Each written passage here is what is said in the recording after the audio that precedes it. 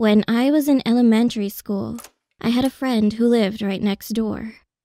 We used to go to school together all the time.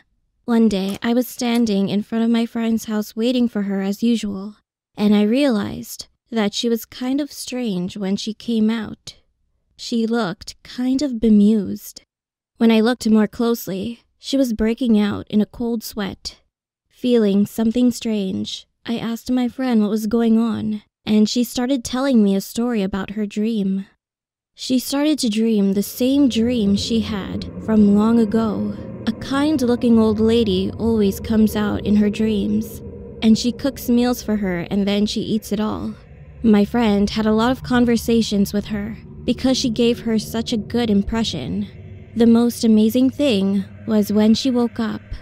She felt full, as if she had actually eaten, even though it was just a dream. My friend lived alone with her maternal grandmother at the time, but on another day when my friend was about to go to school, she repeatedly requested one thing from her with a scary face. "Do not follow the stranger or anyone today, okay? Do not." My friend was confused for a moment, but reassured her grandmother, telling her not to worry, and then went to school. However, nothing happened all day. And that night, she fell asleep, and the old lady appeared in her dream as usual, and made her a meal. She was enjoying her meal, and all of a sudden, the old lady asked my friend to go somewhere with her. She held the old lady's hand and tried to follow her thoughtlessly. However, she then remembered what her grandmother said to her in the morning, so she let go of her hand and refused to go. Then she saw her face turn scary at that moment. The old lady suddenly grabbed the back of my friend's neck and began to drag her somewhere, and no matter how hard she tried to escape, she wouldn't budge at all. While she was trembling with fear, she then remembered the other thing that her grandmother had told her in the morning. "If you're dragged by someone in your dreams, don't panic. Just slam your head against somewhere, like a wall or a pillar.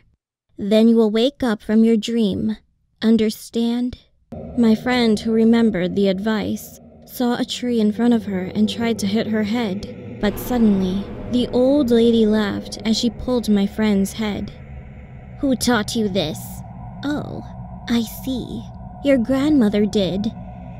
So she failed to wake up and was being dragged away from her dream.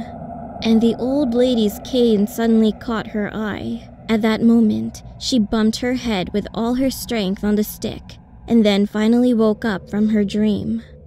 I got goosebumps listening to my friend, since it was early in the morning. Anyway, my friend, who had been absent-minded all day, started skipping school the following day. I was worried about her, so I went to her house, but the door didn't open, and she didn't answer the phone.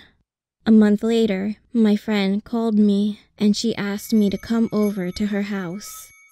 With curiosity, I ran to her house, and when I saw her again, she looked emaciated, and the atmosphere around her was quite different.